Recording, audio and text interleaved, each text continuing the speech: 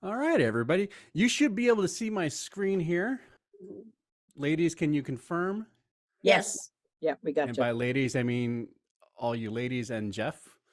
We're also seeing your Decker muffins. There's always one guy that screws everything up just by virtue of the fact of being a guy in a totally woman-dominated area. When I started on the school board, it was I got referred to as Madam Board Member or Madam President for like the first couple of weeks because everyone was just used to a woman being there. All right. So here's what's going to happen today. So first of all, welcome everybody to our mini session. This is a sort of an offshoot of the in-person EASE session that we did several weeks ago, and we had a lot of follow-up questions asking, is there going to be an online version? Yes, there is going to be an online version. Welcome. This is it. We are going to go ahead, and this is being recorded, so we'll have this posted on our YouTube within the next couple of days. So if anyone wants to follow up or have some follow-up questions, it will be available to pass on to all your friends.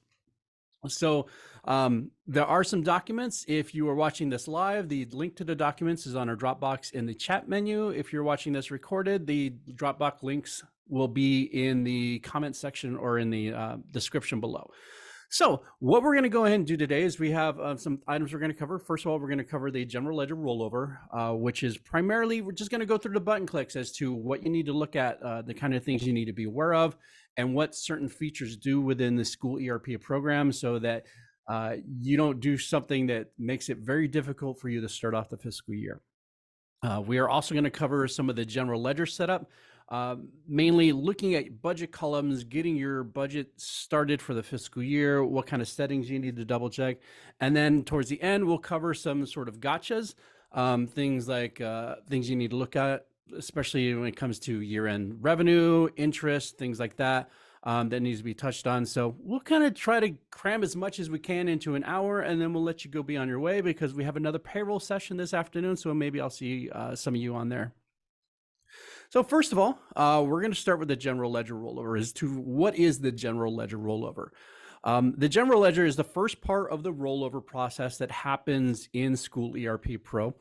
What it does is it takes a snapshot of everything that you have in the current fiscal year, and then it creates the new fiscal year based off that snapshot. So all the things that you have, like all your accounts, your budget columns, all your DAX, all your security items, everything that is set in there right now, once you do the general ledger rollover, it's going to actually create that in the new year for you. So we're going to kind of walk through that process. The general ledger rollover, first of all, if you want to see if it's done, whether or not you have access to it, in School ERP Pro, we're going to go into general ledger in a second here. All right, under utilities, year-end processing, and process fiscal year rollover. This is where you're going to do pretty much everything in relating to your fiscal year rollover. I'm going to open this up. And these are all the steps that happen as part of the fiscal year rollover. You can see it will tell you which items are completed. It will show you the date of when that thing happened and who it was completed by. So if you ever question and say, did we already do this already? You can go in here and you can double check to see whether or not that process has been done. And there are certain areas in this screen that you can actually do multiple times if you need to. For example, like years of experience, exporting leave balances, exporting fund balances. You can go into these sections several times. It will tell you if anyone has ever gone in there and done it before. So for this, we're going to kind of walk through how you do the general ledger rollover. Even though we've already done it, so we're going to miss out on some clicks here, but I'm going to go into administration, which is a separate program. You may or may not have access to it, but I can guarantee you at least 2 people at your district should have access to that. But in administration, this is where you're going to see all your connection groups set up, as well as who has access to your system and what kind of licenses your district has for School ERP Pro. To do the general ledger rollover, in administration, you can go up to actions, and there's an option for general ledger rollover. You click that, and it's going to take you here, and it will give you the connection group that you want to copy. Now, if you hit this drop down, it will show you a list of all the connection groups you have in here. You're going to pick whatever is your current year. So your fiscal year 2022, 2023, you're going to make sure you select that in here and then go ahead and click OK. And it, for this instance, is telling me that I already did the general ledger rollover. What it would normally do is it's, you know, we can actually do it for fiscal year 24. Let's do it just so you can see that. I'm going to go ahead and click OK. So it's going to ask you for what names you want to use. For all of the districts that our office hosts, we've already done this for everybody. So this isn't a step that you have to do. And if you are doing this for your district, just make sure that you're kind of following the same sort of naming convention of how it's named in here. So I'm going to say, this is our training. So I'll do MC Master Train and say FY. If I do this for next year, I'll do 24, 25. The gotcha is make sure when you do this fiscal year that you put in the actual year and not the 23, 24 fiscal year. You'll put fiscal year 2024 in there, or in this case, 25. You know what? I am going to put 24 because someone's going to watch this on YouTube and say, I did exactly what the video said. All right. And I will just copy this in here. Yeah, 4. I fully expect this to give me an error right now. Yeah. All right. So it tells me it's already giving me the name. So it's what it's doing is just going to ask me the name of the databases and the connection group information that it's going to create. The next screen will do one for the state specific one. So for all of our Arizona districts, and this is for anyone who watches it later or anyone who's not from Arizona, you'll have your own state specific one. And that is the one that is specific to just Arizona or whatever state you happen to be from. So for Arizona, it's going to have all the information for like SDER, for your budget forms, things like that, things that are specific to our state and our state reporting. Once you go through, it will go ahead and will take a snapshot of your current fiscal year, and then it will create your new 23-24 connection group that you will then have access to in the system. So I'm just going to go ahead and click cancel. So the copy, it really takes maybe a couple minutes for it to do. It's not too, it doesn't take very long for it to do. So this is something that you could do easily within a couple minutes and have everything set up and ready for someone to use. The first thing I would do is after you create that and run through the process, what it will do is it will actually put this fiscal year, this new fiscal year out here for you. And I'm going to change the way this looks here. Well, that's hideous. There. Okay. So I have my new connection groups in here, my new one for 23-24. So I'm going to go ahead and open this up just by double clicking.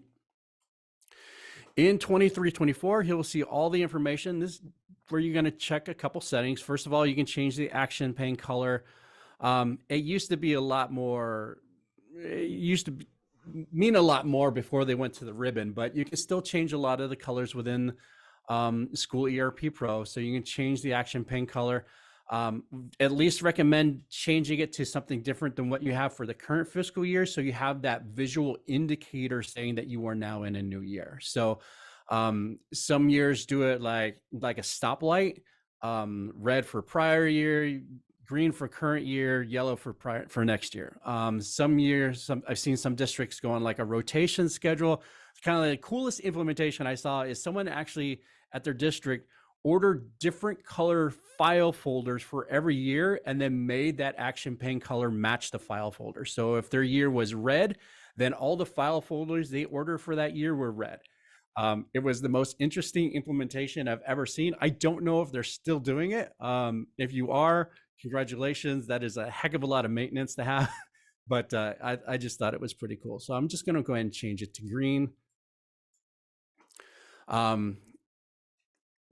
The first thing that you will do and we will recommend doing is going up to actions and doing remove entity user licenses or remove entity user access. So I'm going to go ahead and click that because what that is going to do is it's going to take all of the people at your district and it's going to restrict access so they cannot get into this, because one of the things you don't want to have happening is when you do this general ledger rollover, you don't want everybody to immediately have access to it because there's still a decent amount of setup that you have to do to make sure that it is ready to go.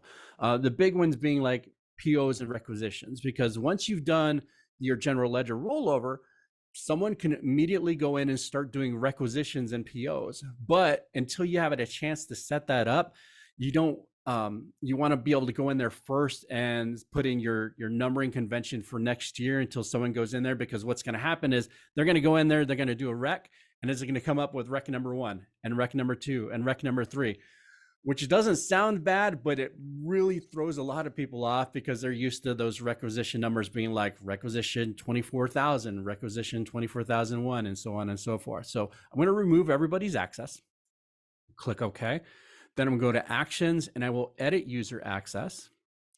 And I will come in here and I will select which ones I want to have access so that these people can go in and start doing setup. So click OK.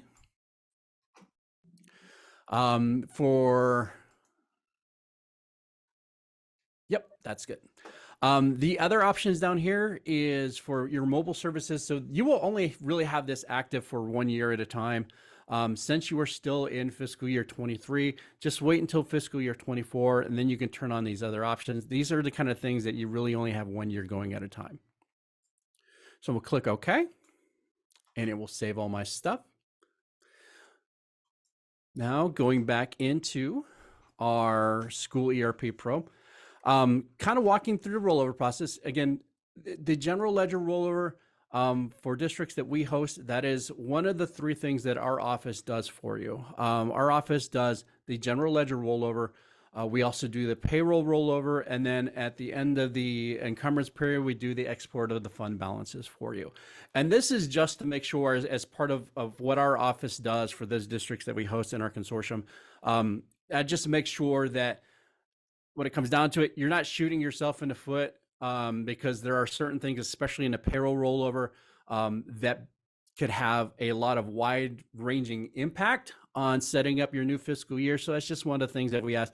We don't change anything. We just make sure you understand that what you are doing as part of your payroll rollover, what kind of impact that's going to have on your new year when you set that up. And then the export of fund balances, again, for districts that we host, we just make sure that those fund balances, we make sure all the grants are closed out, we make sure all the completion reports are done, and then we kind of go through the process, check all your liabilities for you, and then when everything is said and done, we'll roll those, export those fund balances at the end of October after your AFR has been submitted. So we'll kind of take that care of that for you. If your district is not hosted by us, you will do these as it applies to your district. You'll definitely want to make sure things like, payroll rollover, that's probably most everybody should be doing that now or within the next week or so. Definitely at the beginning week of June, everyone will want to get that done. We'll cover that later this afternoon. So I hope some of you get to see you and join you.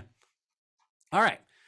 So going back into the main menu, we're going to take a look at the fiscal year rollover settings. So in the general ledger, and this is in fiscal year 2023, in the fiscal year configuration, we're going to go to fiscal year rollover settings. Open this up here. All right. So this first tab is really the only one we're going to look at today. So we want to make sure that our fund balance offset is set and our accounts payables offset is set. You're only going to see these options after your fiscal year, after your general ledger rollover has been done for that year. So I'm going to come in here and our fund balance offset, I'm going to scroll on down here to fund balance. That's going to be, oh, what did I do? Okay. And then our accounts payable offset. And these are really only going to come into play if you, for example, if you roll a PO into the new year, and there's a pro and con for doing that. We'll talk about that a little bit later. That'll use the account payable. And then the fund balance one is really only going to come into play when you do your fund balance rollover. And for us, that's going to be in October. But just make sure those gets done is kind of, just kind of get them out of the way because it is part of the fiscal year rollover settings. The payroll settings. Yes.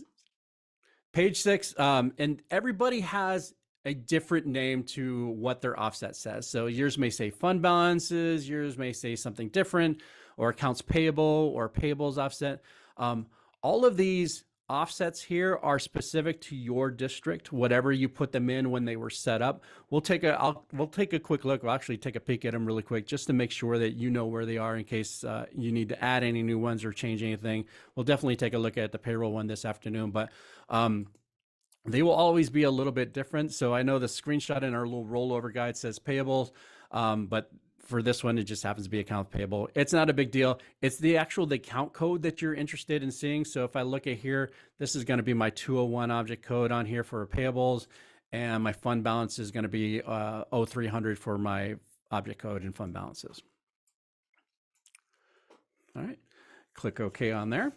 The next thing we're going to look at is I'm actually going to look in the, and for those of you following along with the home game, that was on page 6 of the our office rollover guide, or MCSS fiscal year rollover guide, which is on the Dropbox link. All right, in the it's still in the general ledger. We're going to go into the general ledger default settings. And again, I am still in fiscal year 23, so the current year. Open this up, and I'm going to go into the cross year update tab. Now, in the cross-year update tab, this is something that you should review every year, because like a lot of things, if they add something new in the program, you have to make sure that you are double checking, because a lot of that stuff will come in as no access, or in this case, none. Cross-year update, what that will help do is if you are still working in the current year and you happen to touch an area, does that information get copied into the new year for you? For example, if you put in a new employee, that employee record will get copied into the new year. If you put in a new account code, that account code will automatically get copied to the new year. If you put in a budget control group, double check everything, because this is not, budget control groups is one of those areas that if you do all the budget control group work right now, make sure you do that in the new year, because that stuff does not copy to the new year. It will just cause a mess. So, and we actually had somebody at our in-person MCSS meeting, we kind of covered the topic for budget control groups, where someone had done a lot of budget control group work, but they had already done their general ledger rollover. So they had to do all that work twice. So just make sure that is one of those areas that you have to do in the new year, do it on its own. But make sure that you review all these settings. As a general rule, I like to come in here and make sure that these are next year for all these, because I don't want to copy. Your options are either none, next year, or prior next year. So I don't want to change anything in my prior year, because at this, if I do it in 23, I don't want to go back to fiscal year 22 and update it there. Just leave 22 where it is. But I want to make sure it's changed going forward. So by default, I kind of, as a general rule, I like to just say copy it to next year if I happen to do it.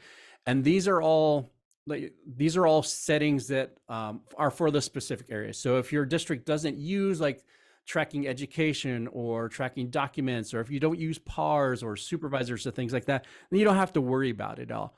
The big ones already automatically copy. Like if you add a new vendor, if you add a new account code, if you add a new employee, that kind of thing will get copied to the new year. These are all like the smaller things. So just make sure you double check these. That way you don't have to do as much double entry or double work in the future. So make sure you cover that. Click OK. I'm just kind of flipping through my pages here. So, all right. No, sorry. I'm just going to, don't look at what I clicked. All right. Now I've kind of gone through the steps as to what I'm setting in my current year. So now I want to go ahead and sign into the new year, and I'll have to set up some items in here. So I'm going to change connection group. I'm going to change into my fiscal year 24.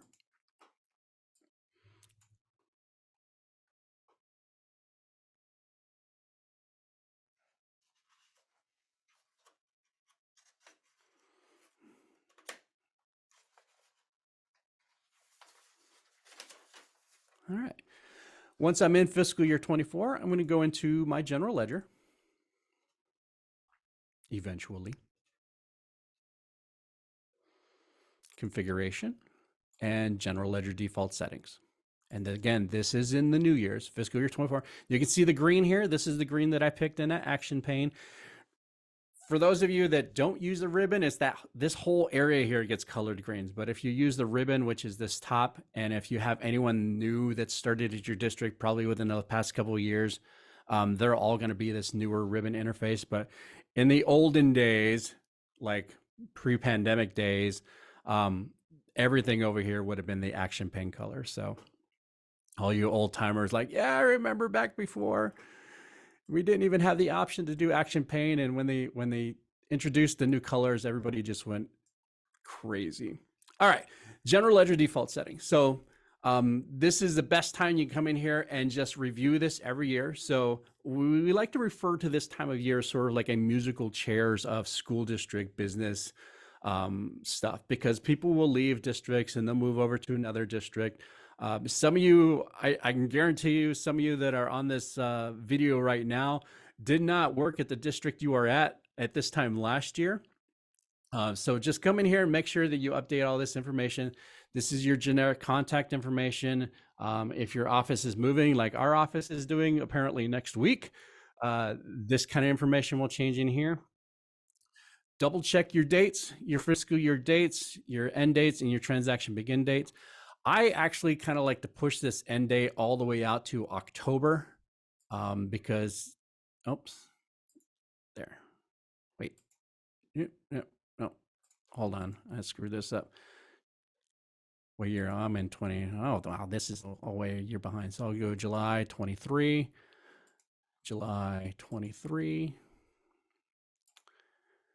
and then this, I'm gonna have June of, see, I'm 24. I'm going to go out to October of 24. Okay. And the reason I'm doing that is this. First of all, you want to make sure your start date and your transaction begin date are actually the dates of the fiscal year, because the system uses those dates for a lot of things. The reason I'm pushing the end date out to October is just when you get to the end of the fiscal year, and we have that 90 days after the end of the fiscal year to update everything, and then people doing mad, crazy journal entries up until they submit their AFR for the end of the year. Actually push that end date out because you want to make sure those dates capture all of the transactions for your year. Because what happens is if you're doing journal entries after the close of the fiscal year, if you have your end date set as June 30th, some of the canned reports in the system are not going to return those dates for you because they go out beyond your end of the fiscal year. So we're just going to push that date out. I also recommend, if you haven't done so already in your fiscal year 23, make sure you're pushing that date out to the end of October. That way, you can have all the information on there. Oh, someone posted in here, can I get follow along? I'll post that link in here really quick. Copy, paste. And I'm really, I pasted the Dropbox for this is the MCSS fiscal year end guide that we're kind of going through. I'm really kind of jumping around here. The guide is meant to kind of go from beginning to end. We're just kind of jumping around. So I will try and read out the page number. I'm currently on page 12 right now. So I'm just kind of jumping around. So I apologize for that. So just make sure you have the dates in here, set those dates. Your budget columns, when you come in here, these are all going to be blank. These are not blank for me because I have already gone in here and the system will not let me close out of the screen until I put something in there. Just put anything in there. It honestly, at this point in the game, doesn't matter. Someone's going to come back at your office, maybe it's you, and actually put all these corrected items in here. So make sure you have something in here or it won't let you close. Generically, you have your prior year and your adopted column. Those really, they don't do a whole lot, but they are required. Your big ones, make sure you have a working column, make sure you have a balanced column. Propose, yeah, if you have a propose, you can put something in there as well. The system, for the most part, is really only looking at the working column and your balance column. Your working column is what it's going to show when you're looking at a lot of your budget reports. But as far as things like checking whether or not you have budget, when you're doing requisitions and things like that, that's when it's looking at the balance column. So make sure those should really have both the same numbers in them. So for most all of you, you're going to have the same column for both your working and your balance. All right. double check your cross-year update in the new year in case for some reason, like I said, it's better if you have all these set. That way, when you do your fiscal year rollover next year, that they just kind of copy in the next year. Again, like I said, I just kind of do next year for all of these. It's not going to matter for this year, but since I happen to be in here, I can go ahead and do that. It's not a big deal. All right. Any questions on the general ledger setup in here? All right, cool. Then we will move on. Don't see any yet, so you're good. Since we're doing the setup, I'm going to pop on over to purchasing and payables just to look at their default settings. So under purchasing and payables, configuration, purchasing and payables default setting. There is no separate purchasing and payables rollover. It rolls over with your general ledger stuff. So if you're looking for, hey, when can we start requisitions? When can we start POs in the new year? The moment you do the GL setting or the GL rollover, that's when you can do requisitions in the new year. That's why we try and lock those out as quick as possible, because we all have those people in those offices that if they see something that's available to them, they're going to get into it, whether you say you can get into that or not, or it's ready or anything. They're going to like, oh, there's 24. I'm going to go ahead and get started. Lock them out as soon as possible until you have a chance to come in here and check your general ledger or your purchasing and payables default settings. And just a quick 2 cents, and this does play back into your dates. So when you said the fiscal year transaction started on July 1st, as those requisitions are being created, make sure that the dates all come into July 1st, or it won't pick up your pre-encumbrances on requisitions on the reports. So that's really important. Just keep aware of your dates. People can enter them now, but date everything July 1st. Yes, yes. All right, so purchasing and payables default settings. I'm going to crack this open here. So this is actually, I didn't touch last time, so this is good. So coming in here, the first thing you're going to see is requisition number 1, PO number 1. Most people, the districts that I've seen do not care for that. So we're actually going to name that, since this is fiscal year 24. I'm going to start with requisition 0001. And then PO number, I'm going to do 2400000001. Oops, 1 there. That way it kind of differentiates all my items that were started in fiscal year 24. I will also check my 1099 settings. Obviously, this is a training database, so I haven't looked at this very often, apparently. So it still says of fiscal year, calendar year 21. So I'm going to change this to 2023. So that when I do my 1099s in January, it will actually pull all the transactions for calendar year 2023. Your miscellaneous and interest limits for your 1099s, those haven't changed in a while, so I can put that there. If your use tax change, if you use use tax, make sure you double check your rate on that. So I'm going to go ahead and hear, what is it, 6.3 now? Is it still 5.6? It's been a while. I can hear Jill yelling from outside my office. All right, so I'm due 5.6, and our vendor for our use tax is the AZ Department of Revenue. Let's see, I don't know what it is. Is it AZ? It's AZ something. Let's find it. There it is, AZ Department of Revenue. Auto recalc on invoice. All right. So if you use tax, again, for all of you Arizona districts, you'll have this in here. You should have Arizona Department of Revenue. I will highly recommend auto recalc on invoice, because if you happen to change an invoice, it will put it in there. Arizona Department of Revenue will tell you you shouldn't have to do use tax invoices anymore, because everybody should be filing their own tax. If you do business with a school district or any sort of entity in Arizona, I can tell you in practice that never happens. All right. I will change the sales tax. Again, the sales tax, it is whatever it happens to be for the area that I'm in. So if you have local tax that figure into that, make sure you key all that information in there. And then that's it. Then you're kind of ready to go for purchasing and payables. And if you wanted to, you can open this up so people can start doing requisitions in the new year. Go ahead and click OK. All right. Any questions on that setup? That's the easy one. All right, so let's go back into general ledger.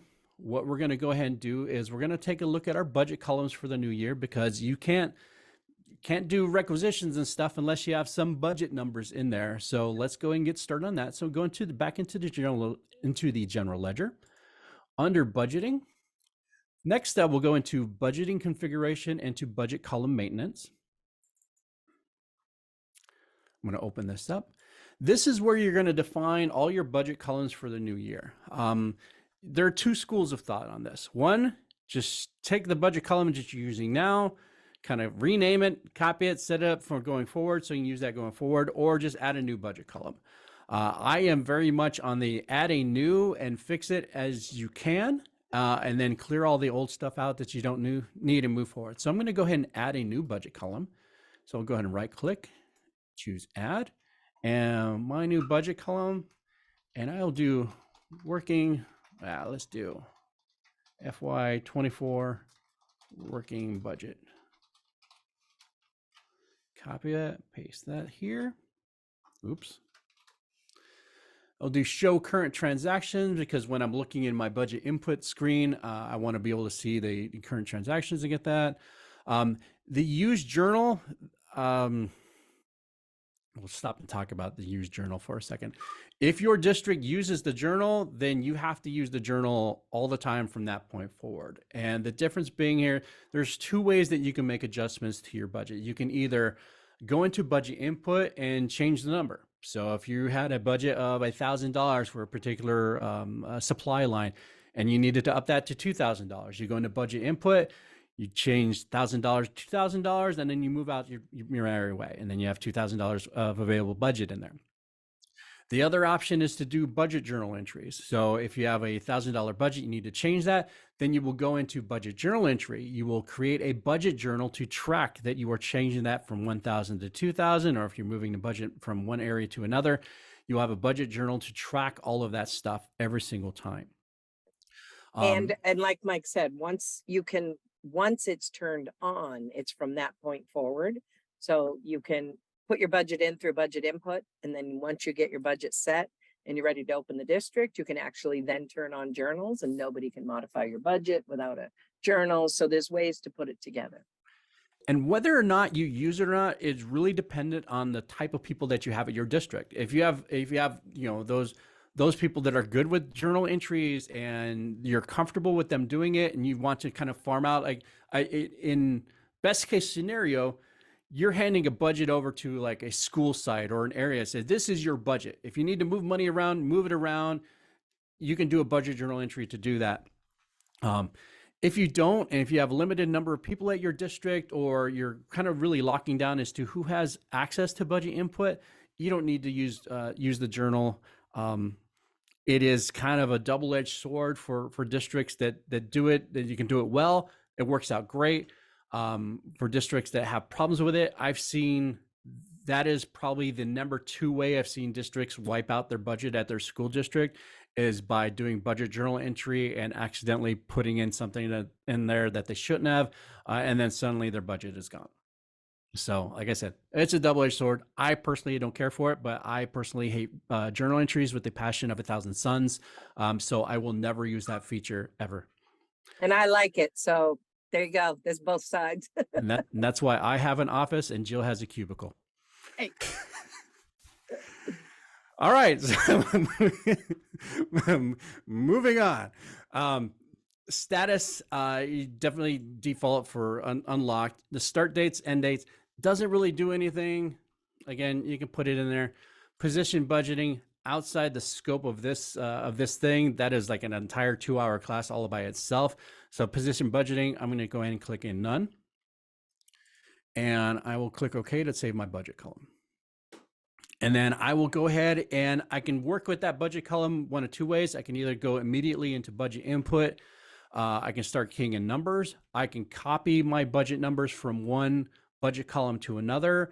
I can export a budget into Excel, which is my personal favorite way, fix up the numbers, and then import it back into the budget. So this is where you kind of start to, however you do it at your district, this is where you really kind of start putting in all your budget information. Does that sound about right, Jill? Jill says yes. All right. Once you have all your budget columns in here set, at this point, you were going to go ahead and go back into your general ledger default settings.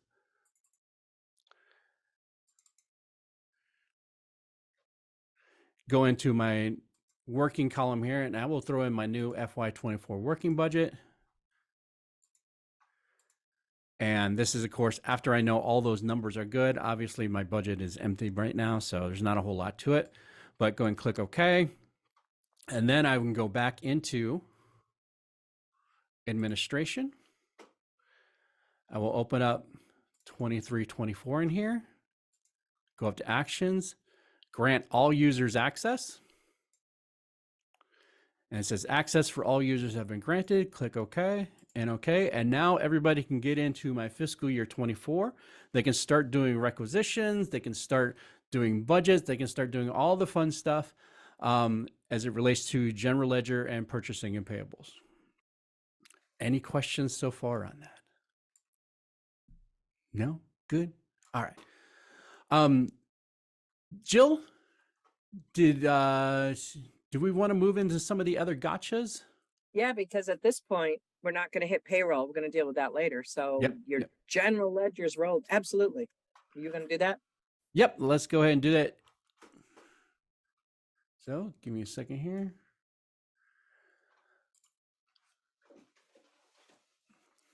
All right. All right. So some of the gotchas, I want to cover a couple of these first ones here, Jill, before we move on our list here. So the chart of accounts and budget control groups. So like I said earlier, if you add an account in an old year, it will automatically get added in the new year and vice versa. In theory, and that's how it's supposed to work. And I can guarantee you that at some point it's going to break this year, because it breaks every year at some point, and then Tyler has to release an update. And as much as, like I said, I'm not here to bash Tyler, but that seems to break every year at some point. So just make sure you double check. If you add a new account in an old year, make sure that just double check, make sure it gets added to the new year. Okay. If not, make sure that you add it in both years. Because one of the things you want to make sure is that you have your accounts kind of sync from one year to the other. So just same thing with that and your budget control groups. If you add a budget control group to the old year, make sure you add it into the new year. As I said earlier, if you're messing anything with budget control groups, don't even bother doing anything in fiscal year 23 at all. Do everything in 24 and just set it up going forward. It's not worth the time to do it in both years. You really have to make a case for doing it in both years. Obviously, I don't want to say that it's the same thing all the time, but I can tell you it will be the same thing 99% of the time. So don't do budget control groups in old year. The other thing, account type masks. So in the general ledger, under configuration, I also want to take a look at account offsets. I kind of told you about that earlier. So let me pop in there really quick. So account offsets, I'll open this up. These are all the offsets that you have set up for your district. So if you're changing anything this year, obviously at this point in the game, most of these are kind of static and they don't really change at all, but this is where they're all set. And like I said, they're a little bit different for everybody, depending on how much of the account string you use, what you want to call them. This one we've kind of set up whether or not it was employee or employer. A lot of these are payroll related. If you're adding new, the only time I've really seen a lot of people change these after the fact is if they're paying people in payroll that require new offsets to be set up. Things like fringe benefits, things like I've seen vacation payouts. They need a specific offset for that. They will come in here and they will add that offset in here for payroll to use at some point. But for most of the GL and accounts payable stuff, all this stuff will be set up long before you probably got it at your district. Your account type masks. These are the kind of things that have probably been set up long before you got here. Just to kind of look at these. Oops. This is not where I wanted to go. Sorry. I wanted to go to chart of accounts. Under chart of accounts, account type masks. Anytime you add new accounts, especially if you have new funds or new object codes that you're using, and USFR always changes significantly every couple of years. So just come in here, make sure all your account time masks are set. Once you're in here, under actions, there's actually an item to update accounts. If you haven't done this in a while, I would suggest doing it now. It is the kind of thing that I would probably do just out of habit at least once a year.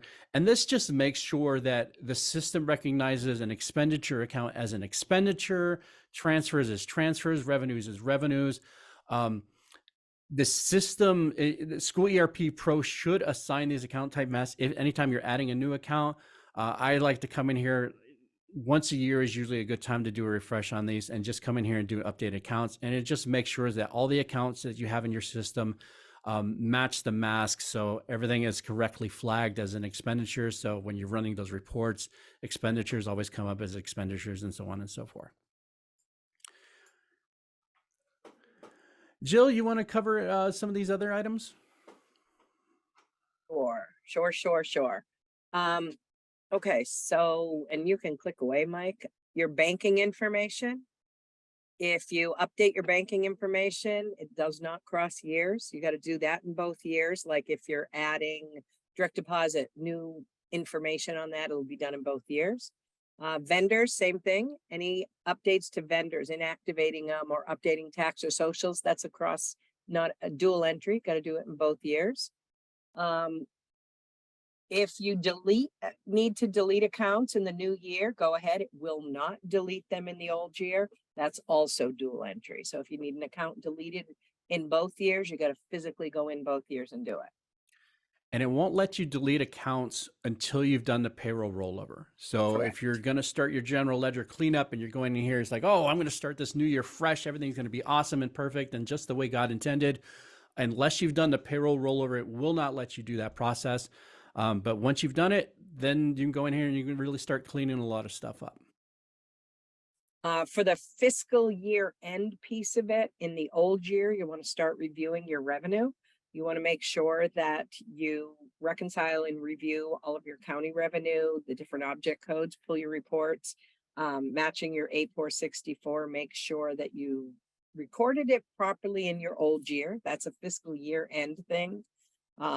Reconcile your grants, make sure that that revenue has been recorded properly, your federal to your 4500s, your states to your 3200s, your TANs, if you have TANs, make sure you go over, do your journal entries on your TANs.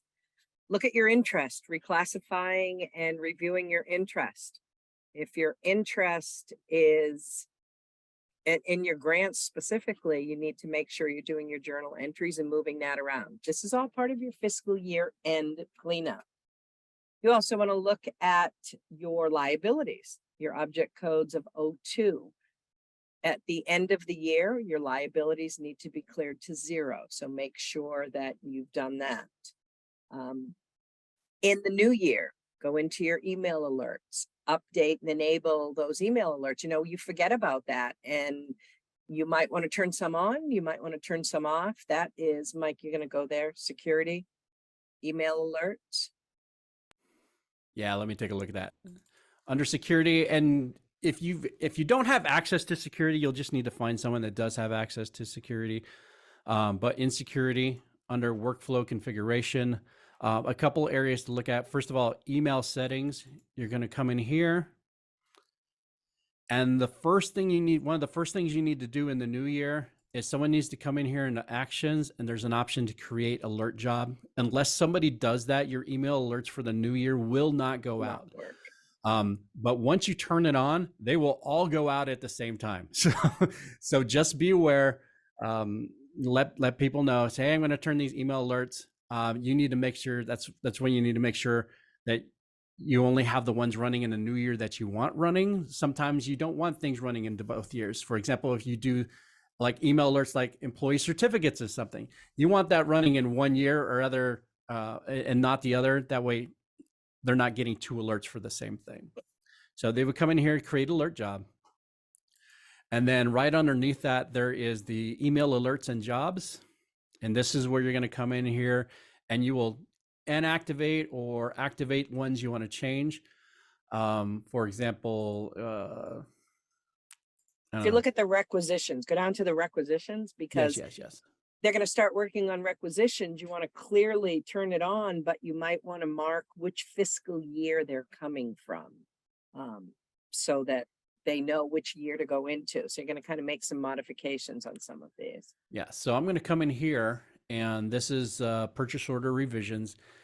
And for the districts that we host, we actually kind of go in here and we add this note in here. But under additional email text, I usually try and put in which fiscal year this is coming from, because when you get that email alert, it doesn't tell you that. In fact, if I had to pick a place, that I kind of wish there was a little more clear information in there, it's going to be the email alerts. It's really a lot of very generic information sometimes. So I'll put in here and see master train FY24. That way, when someone is getting an email alert and they say, hey, I got information about a requisition that was put in, you can tell exactly which year that requisition was put in. So Jeff, put that on your list of things to do. Make sure we update that note for everybody. Click OK. And while you're there, why don't you go, Mike, to the history connection groups in the new year? Let's do that. Make sure you've turned those and double check. All right. And this is still under security, workflow configuration, history of connection groups. Open this up. You will make sure that all of your fiscal years are in here. And we kind of had a very interesting discussion when we had our in-person user group about this. At some point, and I can't even really point to which year it happened, but at some point, the system School ERP Pro actually started putting these in here for every time you did the general ledger rollover. So this used to be an area that you had to go in there and you manually added this every year. But someone pointed out that there were some issues that seemed to pop up here and then, where a history connection group gets added, but it's not actually pulling information from that history connection group. And what we found out is that sometimes you actually had to come in here and delete history connection groups and then re-add them. So just for the sake of everything in here, so I'm going to actually delete this new year out, and then I'm going to re-add it. And you don't have to do this. I'm just showing you in case you have to do this. But I'm going to add a history connection group. And the cool thing about it is it's really easy to do. I'm just going to click on here, my history connection group. I will say MC Master 23-24. And this fiscal year, again, just like in administration, I'll make sure I put the 4-digit year. And I'll use GL history, payroll history. If you don't use employee evaluations, you don't have to do that. If you don't use Pulse or Socrata, you can leave those blank. It doesn't really matter. And then click OK. And then what this does, what the history connection group does, especially when you're looking in areas like your general ledger, like transaction detail or journal detail, some of your payroll history reports will also use this. What this does is if you're running any of those items in the current year and you want to see things that kind of span fiscal years, for a good example is, say you're working with a grant and that grant doesn't end till October, but you're running transactions, you're looking at transactions in your old year, and then you're putting transactions in the new year in there as well. By having these history connection groups in here, the system will actually be able to pull those transactions for both years for that particular grant. Same thing with payroll. If you want to look at a history of a position or see how much a particular position has earned over a period of time, these history connection groups are kind of required in order for it to pull all that information. If you ever have problems with those reports, issues that I've seen is if someone, for the fiscal year, they'll put in 2223 or 2324 for the fiscal year instead of 2024 or 2023. That has caused problems before. Same thing in administration. I've seen that issue. Other times like we kind of talked about, and we actually ran into that situation a little bit after our last in-person user group, where we actually had to go in there and delete all the history connection groups in there and then manually add them back in there. It seemed to take care of some of the GL problems that we were seeing. So little things like that, it just seems to kind of pop up here and there. Mm-hmm. All right. Anything else, Jill? Then make sure you review your user access and remove those people who shouldn't be in here anymore. In the new year, they terminated in 23. Make sure you're looking at their user access. You can run a report from here, from security under report. You can run a report to see who has a user listing or the user role listing to who has access, and administration can turn them to read only or shut them down. And we actually have on our schedule, I think on the 21st, we have a user security mini session that we have planned. We're going to go through this stuff a little more in depth. Since a lot of you may be working with auditors coming soon, I just want to touch on this really quick, because the one thing that we always get asked about is, can I get a user role listing? That is something that a lot of auditors will ask for every time they come out. Give me a user role listing. So this is kind of what it is. So for this instance, I'm going to put in my entity is going to be you're going to select your entity out of here.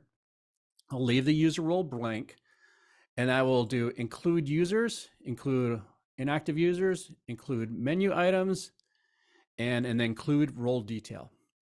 These are the options that they're looking for you to select. And depending on who your auditor is, you will do either create grid. Some auditors I've seen actually prefer to grid. I prefer to grid. That's way more useful than the report. Right. But if you have an auditor that maybe you don't like, and you want to give them a 100-page report, then go ahead and print out the report and send it over to them.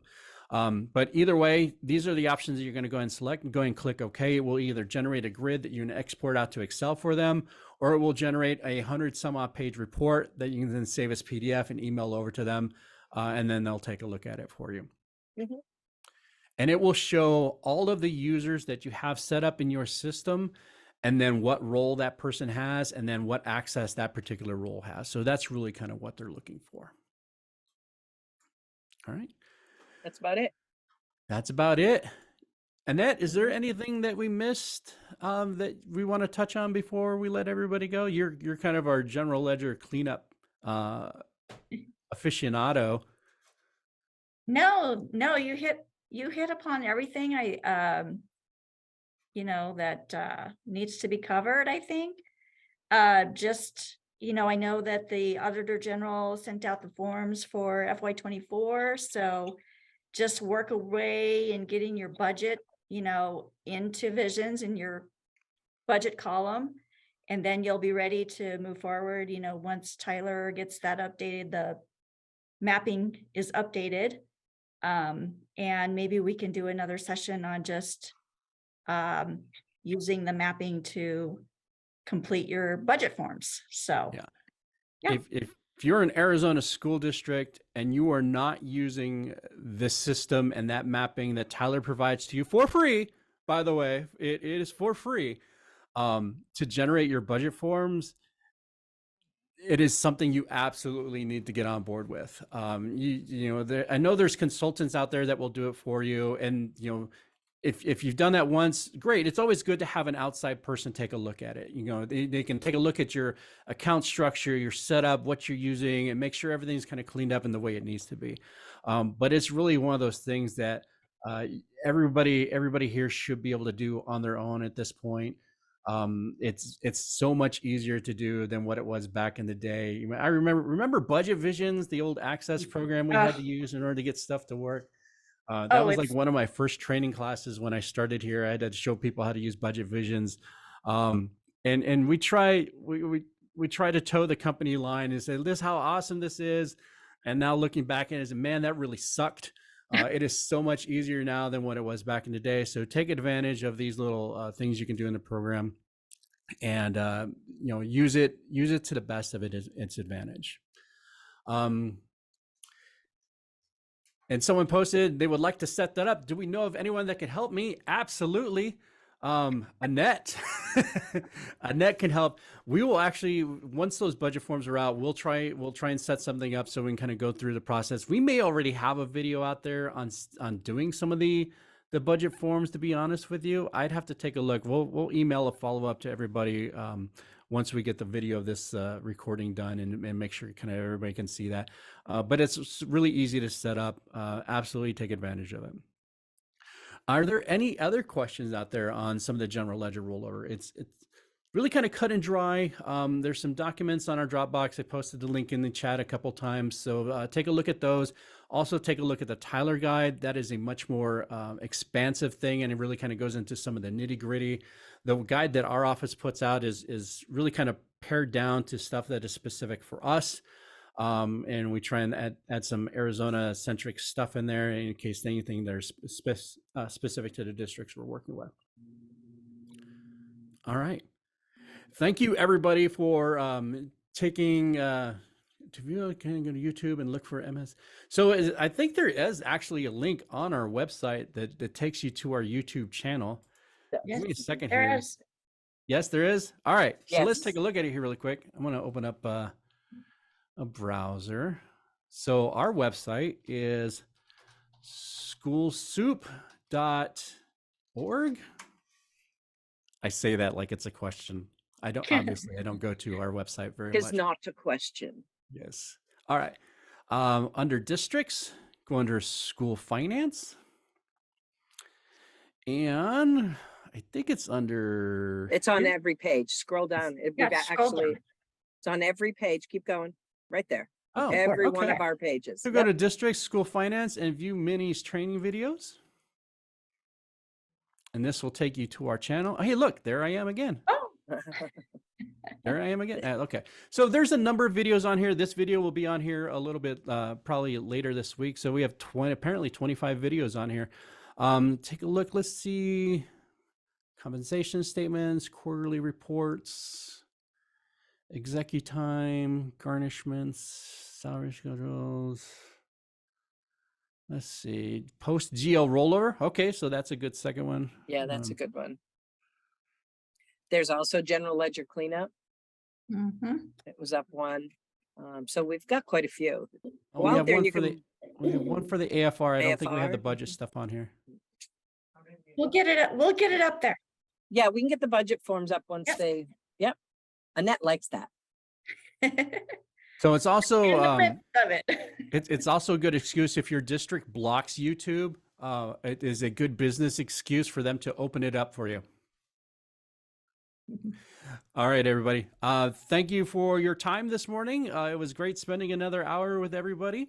As always, if you have any questions, feel free to reach out to us. You can send an email to our group inbox. It's FSS Financial System Support at maricopa.gov. So that's FSS at maricopa.gov. Feel free to ask any questions. We will help you to the best of our ability.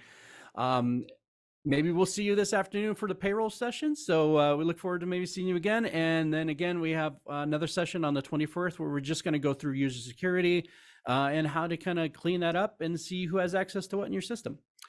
Everyone have a great day. At very least, have a good lunch, and we'll see you later. See you all later. Thank you. Bye, everybody. Bye.